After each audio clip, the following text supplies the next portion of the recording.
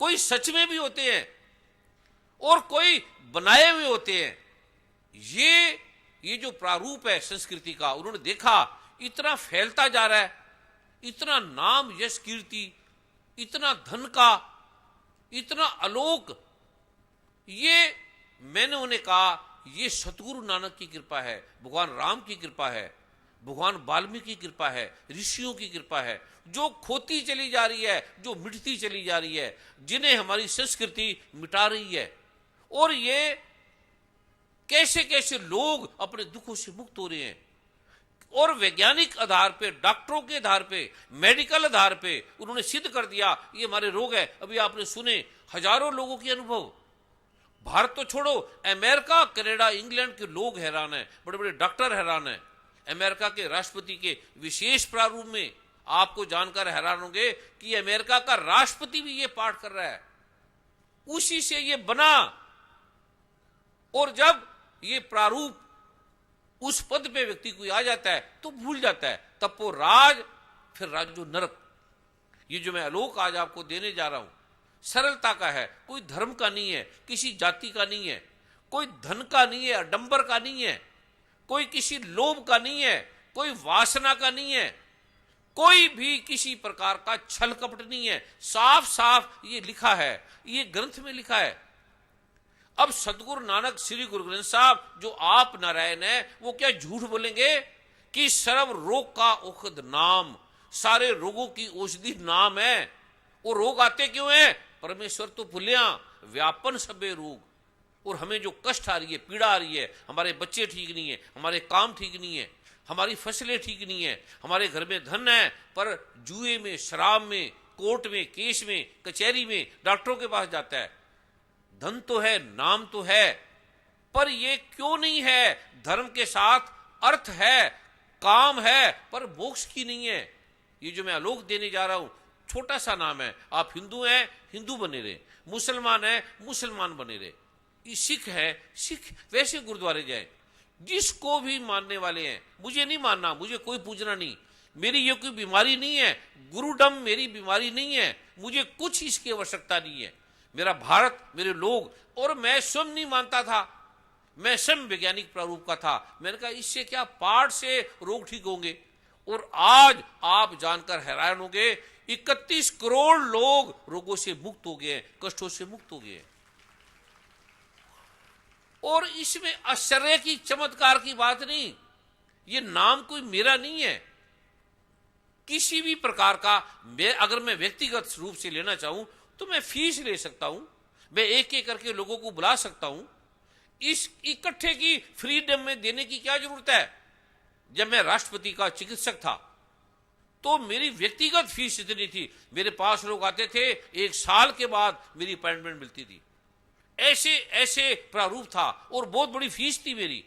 और अब तो मैं कितनी भी ले सकता हूं, लेकिन ये प्रारूप ऐसे आपको निशुल्क मुक्त भाव से दिया जा रहा है।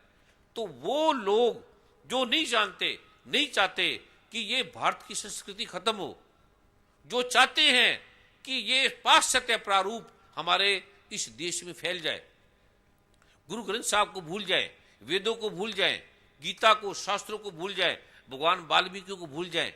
आप सोच सकते हो क्या भगवान वाल्मीकि का जो बच्चा है, जो भगत है, जो संत है, वो इस तरह से कि कोई गुरु सिख है, कोई सतगुरु नानक का शिष्य है, वो ऐसे बेमतलब तलवार लेके मारेगा? कितने गुरुद्वारों के भाई, कितने सेवक, कितने युवा सिख, कितने बजरंग दल के, कितने और कितने कितने सनातन धर्म के, हिंदू के, मुसलमान के, सिखों के, ईसाइयों के, कल यहां मरने मारने के लिए तैयार हो गए कि हम मरेंगे और ये इसको हम होने देंगे। किसी अधिकारी ने कहा कि हमारे पास इतनी सेना नहीं है, तो उन्होंने कहा हमें कोई सेना की जरूरत नहीं है, हम स्वयं अपनी सेना बनेंगे, हम स्वयं अपना रक्षा करेंगे।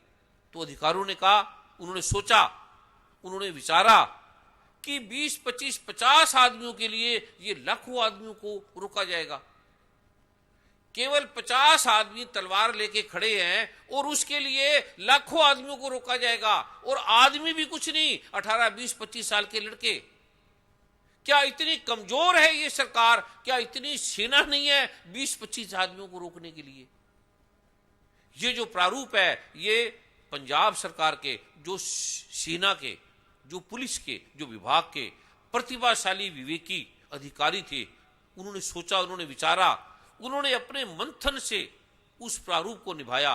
अन्यथा यह समागम संभव नहीं था, यह होना संभव नहीं था। इनके स्वागत में आप ताड़ी मारे कि निश्चय ही इन्होंने संतों की तरह योगदान दिया। और कितने पुलिस के अधिकारी खड़े हैं चारों तरफ, और यहां कोई भय नहीं है, कुछ भी चिंता नहीं है। ये जो मैं आज का प्रारूप आपको देने जा रहा हूं, आप लेंगे, आप करेंगे, आपको लगेगा। और कल जो कह रहे थे बजरंग दल, कल जो कह रहे थे वाल्मीकि समाज के या कोई भी, मैंने बोला था किसी की कोई भावना है, कोई पूछना चाहता है तो वो पूछ सकता है। मेरे से कोई गलती हो गई है तो मैं एक बार नहीं 1000 बार माफी मांगूंगा, करोड़ बार मांगूंगा। और मैंने पीछे अमृतसर में भी कहा। और आपको हैरानी की बात है कि मैं उस चीज की माफी मांग रहा हूं जो मैंने किया ही नहीं, फिर भी मैंने माफी मांग ली, मैंने किया ही नहीं, और फिर मांग लूंगा मैं। माफी में क्या घसता है, क्या जाता है?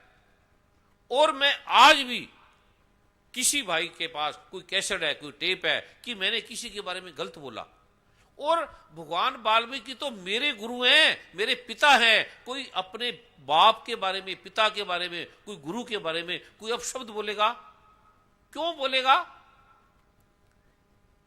किसी का भी ओपन रूप से, जैसे कल मैंने बोला था, किसी का कोई भाव है, कुछ वो पूछना चाहता है कि मैंने ऐसा ऐसा बोला, ऐसा ऐसा कहा, तो वो आके यहां पूछ सकता है, उसका स्वागत है, उसे फूलों की मालाओं से उसका सम्मान किया जाएगा। वो पूछे, पुलिस के अधिकारी खड़े हैं, वो आप चिंता मत करें, कुछ तलवार लेके आए हैं तो नंगी तलवार लेके यहां पर आ जाएं, कोई डरने की बात नहीं है।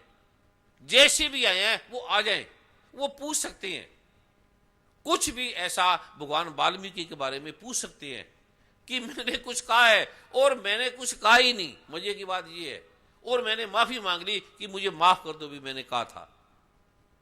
ऐसा कोई भी व्यक्ति कह दे और कोई किसी का प्रश्न है तो वो पूछ सकता है, वो आ सकता है, उसका स्वागत है। क्योंकि विरोध है वो आपको नॉलेज देगा, वो आपको बोध देगा। आपका कोई विरोध करता है, आपके हाथ में जैसे मैंने कल बताया रिंग है सोने की, 24 कैरेट की है, तो कोई कहता है पीतल की है, तो देख ले, इसकी जांच कर ले, इसको टेस्ट कर ले। किसी की कोई भी ऐसी बात है, कोई पूछना चाहता है तो सम्मान से इसको वो पूछ सकता है। उसको मैं जितना उत्तर बन पड़ेगा तो उत्तर दूंगा। कोई भी ऐसा भाई, कोई ऐसा मित्र, कोई ऐसा गुरसिक, ऐसा जिसकी कोई शंका है तो वो पूछ सकता है, वो आ सकता है, उसका स्वागत है।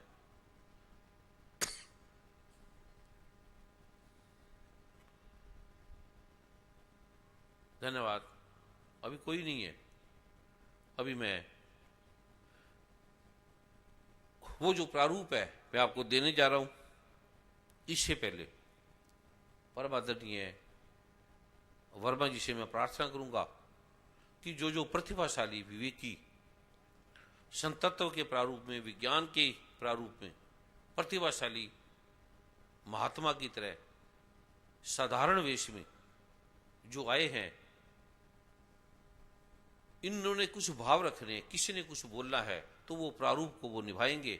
उसके बाद ये प्रारूप मैं आपको देने जा रहा हूं। जैसी परम पूज्य सदगुरुदेव जी आपकी आज्ञा। मेरी प्रार्थना है भारतीय जनता पार्टी के राष्ट्रीय प्रवक्ता परमादरणीय कोविंद जी, जो कि अनेक समागमों में ये कृपा के महाप्रारूप को देख चुके हैं और विद्वान हैं, ज्ञानी हैं और बहुत ही अद्भुत बुद्धि आपके पास, महापुरुष के पास है, तो आप कृपा करें।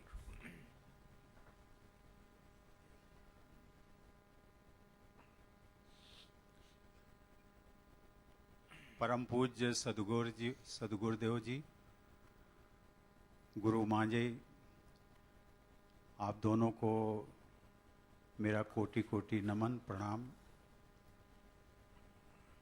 यहाँ पर उपस्थित सभी बहनों एवं भाइयों, मैं गुरुदेव जी के संपर्क में मुझे लगता है कि 1 माह भी अभी पूरा नहीं हुआ है, लेकिन जिस अनुभूति को मैंने पाया वो अद्वितीय है।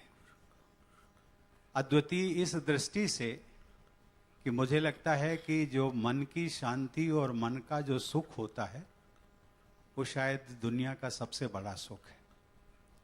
वो चाहे शारीरिक सुख हो, लौकिक सुख हो या पारलौकिक सुख हो, सद्गुरुदेव की कृपा मुझे लगता है कि जिसको मिल जाए उसको फिर अन्य किसी चीज की आवश्यकता रहती नहीं है। मैं अधिक ना बोलते हुए संक्षेप में इतनी ही बात कहूंगा कि यदि ईश्वर को भी पाना है तो वो भी गुरु का ही माध्यम है। और एक जो हम सब लोगों के दिलो दिमाग में एक दोहा जिसका कहा जाता है कि गुरु गोविंद दोऊ खड़े काके लागों पाए, बरिहारी गुरु आपने जो गोविंद दियो मिलाए। अर्थात यदि ईश्वर को भी पाना है तो हमें गुरु का ही माध्यम चुनना होगा। और मुझे लगता है कि हम लोगों ने ईश्वर को तो नहीं देखा है और देख भी नहीं सकते हैं। इन लौकिक आंखों से ईश्वर भी नहीं दिखाई पड़ेगा, ईश्वर की प्राप्ति भी नहीं होगी। लेकिन यदि साक्षात रूप ईश्वर को हम देखना चाहते हैं तो ईश्वर को थोड़ी देर के लिए भूल जाएं और मुझे लगता है कि गुरुदेव को ही अपने मन में रखें तो शायद यही ईश्वर की प्राप्ति होगी। धन्यवाद। बहुत बहुत आभार परमादरणीय कोविंद जी, बहुत सुंदरता से अपने भाव आपने रखे हैं। अब मेरी प्रार्थना है डॉक्टर बलदेव राज जी चावला।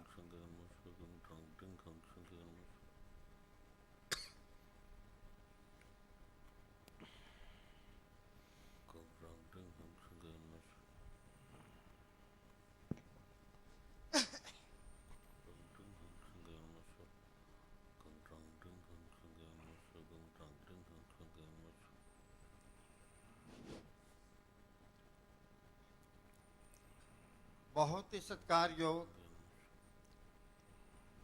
परम पूज्य श्री गुरुदेव महाराज जी,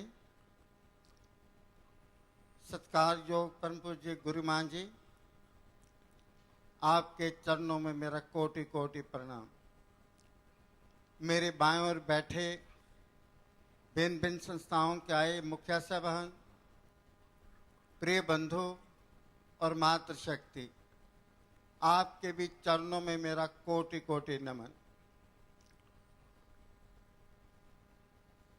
हम सब जानते हैं, अभी हम सुन नहीं रहे थे कि गुरुदेव जी के, जब मैं गुरुदेव जी कोई बात कहता हूं तो इसका मतलब ये नहीं है कि इनको गुरु के रूप में समझा जाता है, कि गुरु जी स्वयं ही कहते हैं कि मैं गुरु नहीं हूं, मैं तो आपका भाई हूं, बंधु हूं, एक पोस्टमैन का काम करता हूं। जो संदेश परमात्मा की तरफ से आता है वही संदेश आपको मैं डिलीवर कर देता हूं। मेरा कहने का मतलब यह है कि गुरुदेव जी के नाम से मेरा मतलब यह है कि ब्रह्मा विष्णु महेश वही हमारे गुरु हैं। गुरु नानक देव जी हमारे गुरु हैं, गुरु ग्रंथ साहब हमारे गुरु हैं। जो बात मैं आज के दिन कहने जा रहा हूं, क्योंकि 160 देशों के साथ गुरु जी का संबंध चल रहा है और लगभग जैसे आप गुरु जी ने स्वयं ही बताया है 31 करोड़ लोग जो हैं बीज मंत्रों के द्वारा ठीक हो चुके हैं। मैं आज के दिन ये कहना चाहता हूं, लोग मुझको भी कहते हैं कि डॉक्टर साहब आप तो डॉक्टर हैं, पढ़े लिखे हैं, आप इसके अंदर कैसे पहुंचे? तो मैं बिल्कुल ठीक आप लोगों को बताना चाहता हूं। मैं स्वयं डॉक्टर हूं और डॉक्टर भी IENT स्पेशलिस्ट हूं, डबल पोस्ट ग्रेजुएशन मैंने की हुई है। मेरा सारा परिवार डॉक्टर है। 2 बच्चे हैं, एक बच्चा न्यूरो सर्जन है, उसका अपना नर्सिंग होम है, दूसरे बच्चे का अपना नर्सिंग होम है, उनकी वाइफ भी डॉक्टर है, मेरी वाइफ भी डॉक्टर, हम सब डॉक्टर हैं। पर मैं आज के दिन इसलिए कहना चाहता हूं, जब मैं पहली बार यहां पर मैं आया और मुझको जबरदस्ती लाया गया, तो मैं सोच रहा था कि क्या बीज मंत्रों के द्वारा भी कोई व्यक्ति ठीक हो सकता है। मैं इस प्रकार बैठा रहा, सुनता रहा, और जब दूसरी बार पहुंचा, तीसरी बार कार्यक्रम के अंदर आया, तो ऐसा मेरे को महसूस हुआ कि ये सब लोग जो सैकड़ों, हजारों, लाखों लोग ठीक हो रहे हैं, वो गुरुदेव की कृपा के द्वारा, बीज मंत्रों के द्वारा ठीक हो रहे हैं। मैं साथ में ये जरूर कह देना चाहता हूं, जहां पर हमारी मेडिकल साइंस, जिसको एलोपैथी कहते हैं, जिसको आयुर्वेदिक कहते हैं, यूनानी कहते हैं, होम्योपैथी कहते हैं, जहां पर हमारी साइंस समाप्त हो जाती है, वहां पर बीज मंत्र पैथी शुरू होती है। ऐसे असाध्य रोग जिसको हम कहते हैं ये कैंसर से लिप्त है, इसको ए प्लास्टिक एनीमिया है, इनको रीनल लिथाइसिस है, इसको ब्रेस्ट कैंसर है, इसको प्रोस्टेट का कैंसर है, जो लोग ऑपरेशन के द्वारा ठीक हो सकते हैं, बाद में फिर जो है उनको वो बीमारी आ सकती है।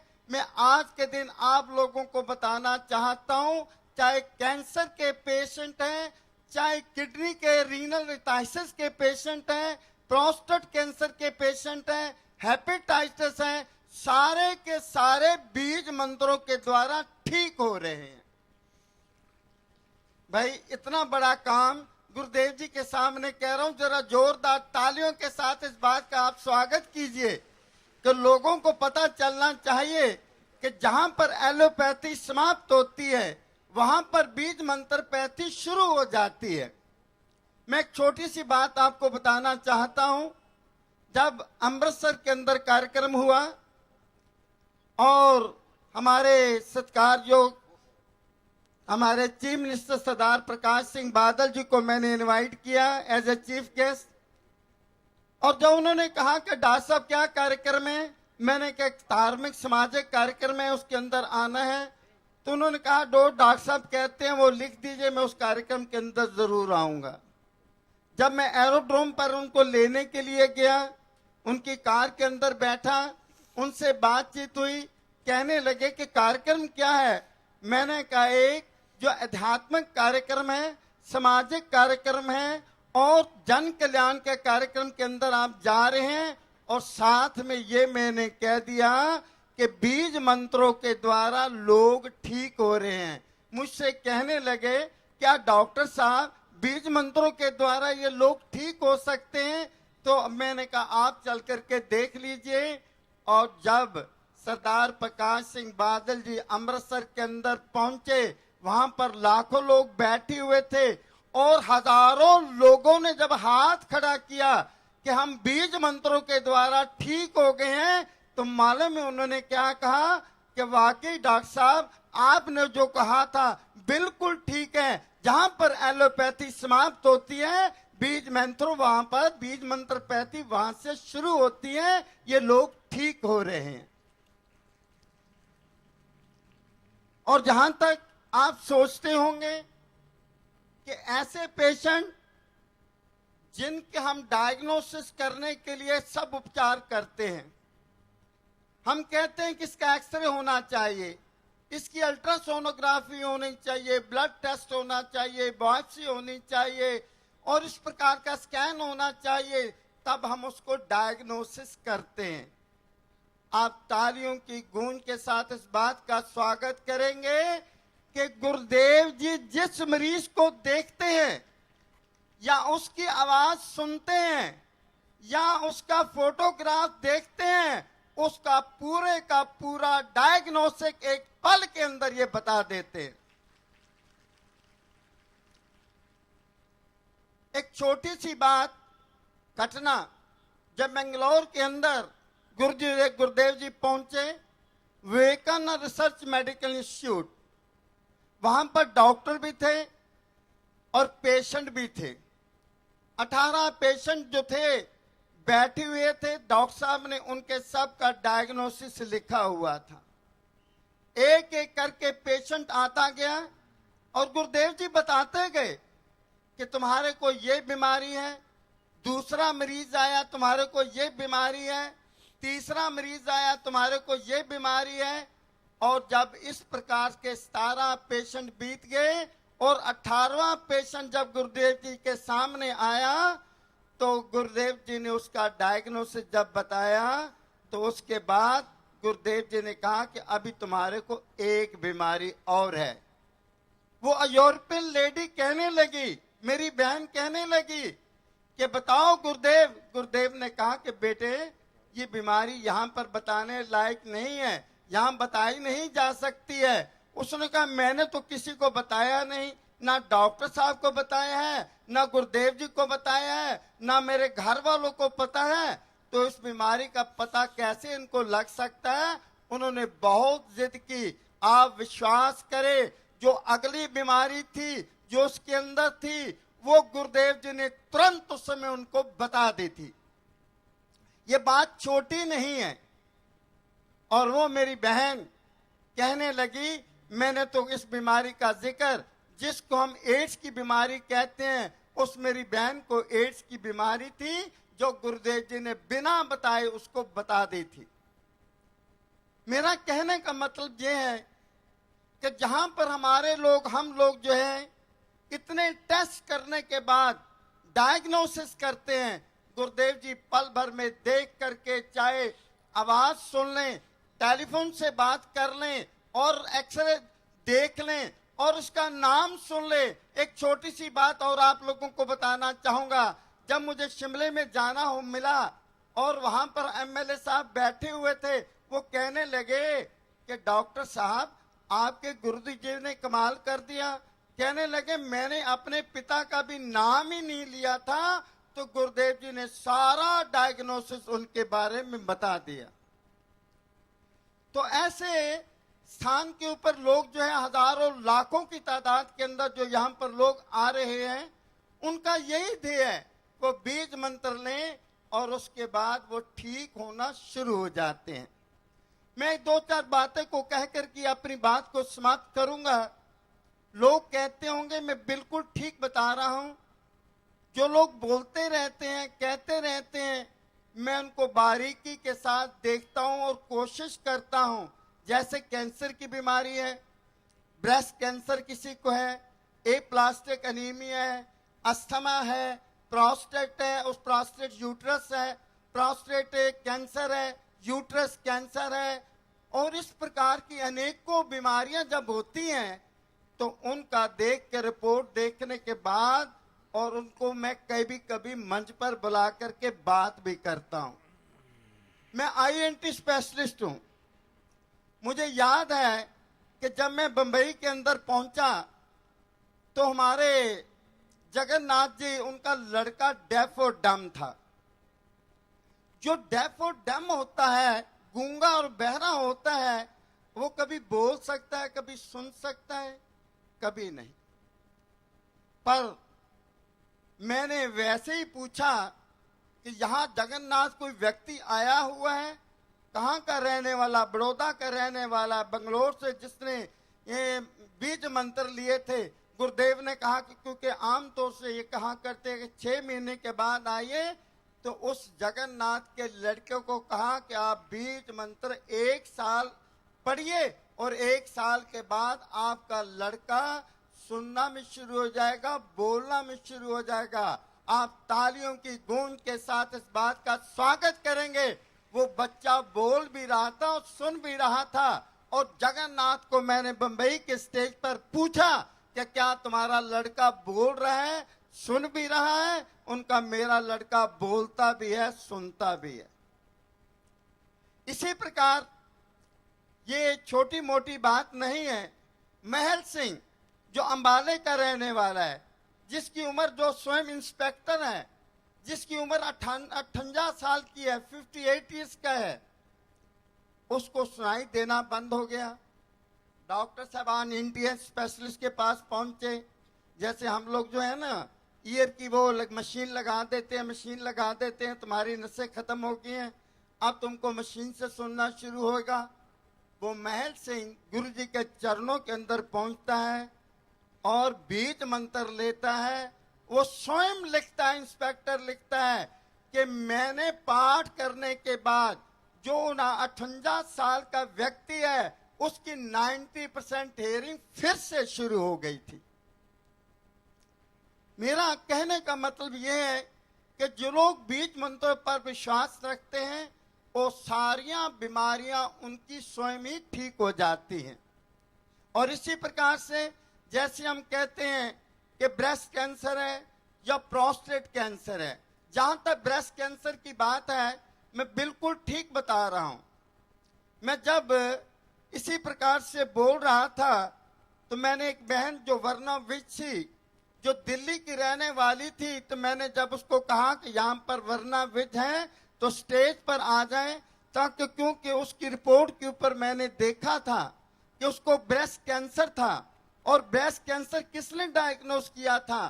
एम्स ने किया, ऑल इंडिया मेडिकल इंस्टीट्यूट ने डायग्नोस किया था, बायोप्सी से डायग्नोस किया था, ताकि किसी प्रकार की कोई कमी ना रह जाए। और जब वर्ना विज ने गुरु जी को याद किया, बीज मंत्र लिए, उस लंबी बात को ना कहता हुआ वो मोड़ी के अंदर पहुंचती है और वहां पर गुरु जी से प्रार्थना करती है, गुरु जी मेरे पर कृपा करिए, मैं बीज मंत्रों का पाठ कर रही हूं, मेरा ब्रेस्ट कैंसर ठीक होना चाहिए, आप विश्वास करे ना करे। और स्वयं वो देवी, वो बहन स्टेज पर आती है और आकर के कहती है कि मेरा ब्रेस्ट कैंसर बिल्कुल ठीक हो गया। इसी प्रकार से जिनको रीनल लिथाइसिस है, गुर्दे की पथरियां हैं या गॉल ब्लैडर की पथरियां, एक केस नहीं सैकड़ों केसेस जो हैं मैंने सुने भी हैं और पढ़े भी हैं और बातचीत में मैंने पता भी कराया है कि ये गुर्दे की पथरी, गॉल ब्लैडर की पथरी जो है वो बीज मंत्रों के द्वारा ठीक हो रही है। विपुल भाई जो गुजरात का रहने वाला है, उसके जो फादर इन लॉ थे उनको प्रोस्टेट कैंसर था। सभी डॉक्टरों ने कहा इनका ऑपरेशन होना चाहिए, ये थोड़े दिनों के मेहमान है, इनको जल्दी जल्दी ऑपरेशन करवाइए, नहीं तो ये भगवान को प्यारे हो जाएंगे। आप विश्वास करें, उनके सन इन लॉ ने, यानी जो विपुल भाई थे जो गुजरात के रहने वाले थे, उन सब भाइयों ने मिलकर के बीज मंत्रों का पाठ किया और अपने फादर इन लॉ का जो प्रोस्टेट कैंसर था वो बिल्कुल ठीक हो गया। ये हम लोगों ने पढ़ा भी होगा, सुना भी होगा। इसी प्रकार से अनेकों बीमारियां जहां पर हम कह देते हैं, डॉक्टर साहबान कह देते हैं, और एक सबसे बड़ी बात, अपनी बात को कह करके अपनी बात को समाप्त करने जा रहा हूं। जो डॉक्टर साहबान यहां पर बैठे होंगे उनको पता होगा एक एलर्जी होती है, एक वीट एलर्जी होती है। वीट एलर्जी वो बीमारी होती है जब कभी हम अनाज को खाते हैं या अनाज को छूते हैं तो हम हमेशा के लिए जा सकते हैं, यानी इतनी जबरदस्त जो शॉक होता है वीट खाने के बाद, इस प्रकार की एलर्जी, इसको वीट एलर्जी कहते हैं। अनाज नहीं खा सकते हैं, उसको टच नहीं कर सकते हैं। मैंने अपने कानों से सुना और समागम के अंदर सुना, मेरी बेटी जिसको वीट एलर्जी थी उसने कहा कि मैं तो बीज मंत्रों का पाठ करती रही हूं, आज गुरुदेव मेरी वीट एलर्जी बिल्कुल ठीक हो चुकी है, इससे बढ़कर संसार के अंदर और कोई बात नहीं हो सकती है। इन्हीं शब्दों के साथ आप सब लोगों का बहुत बहुत धन्यवाद।